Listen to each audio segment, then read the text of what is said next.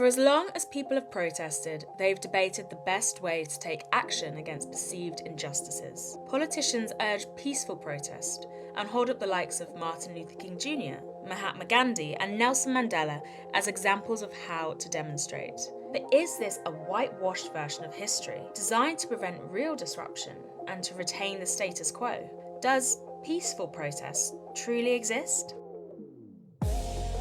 Martin Luther King Jr. certainly preached non-violence during the 1960s civil rights movement. His policy of civil disobedience exposed the violence Black Americans faced. As the world watched, peaceful protesters were brutalized, communities bombed, and individuals lynched. King is celebrated globally now, but in his day, he was deemed a threat to America by the FBI. In 1964, the first version of the Civil Rights Act was signed into federal law, although it was in honour of the assassination of President Kennedy, a white man.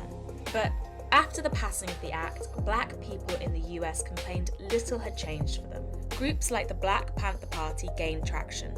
They advocated for the use of arms and self-defense against police brutality, but were tarnished with a reputation for violence. This saw them targeted by the CIA, with leaders like 20-year-old Fred Hampton murdered.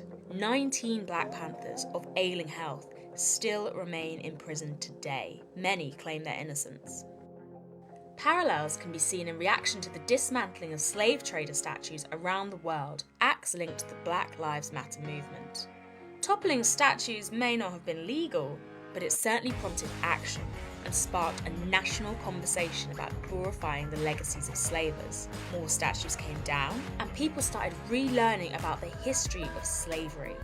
But is non-violence better? Even groups with political leverage found that the peaceful, passive route didn't bring them closer to their goals. The palatable faces of the suffragist movement, and those commemorated by history books, were those of white middle-class women. But despite embodying respectability politics, UK suffragists found little support for their cause when they argued for it in the proper channels.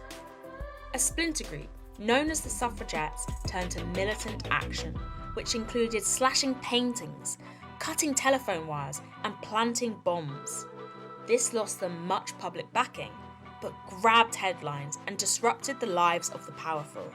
Today, the likes of Emily Davison and Emmeline Pankhurst are celebrated, but in their lifetime they were regarded as akin to terrorists for their campaign of vandalism. Of course, non-violent protests have been successful. The 1963 Bristol bus boycott managed to win an end to white-only bus crews after a media campaign that garnered white support. And, in the long term, overtly peaceful movements, like the Gay Liberation Front, eventually achieved some of their aims to subvert gender norms and homophobia, but they also suffered fierce persecution from authorities. Research offers some answers as to which protests are the most effective.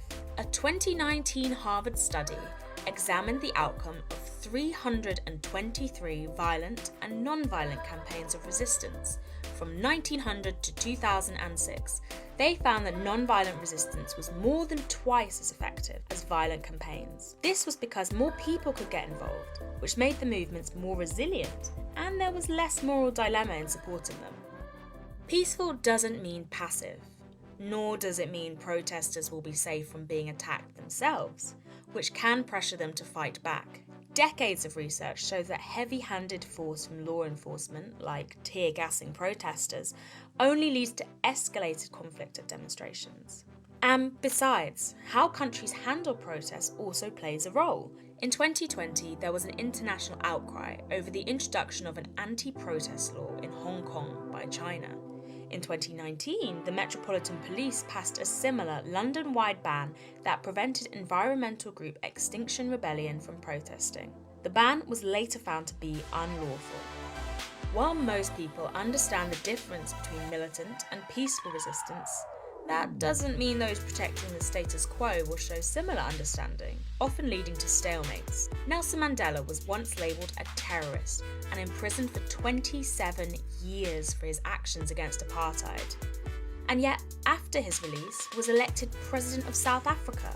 Therefore, modern history tells a different story, one where Mandela is considered a freedom fighter. Protest isn't easy, and gains are hard won, often at a high cost for the original demonstrators. But change can happen, even if it's at a snail's pace.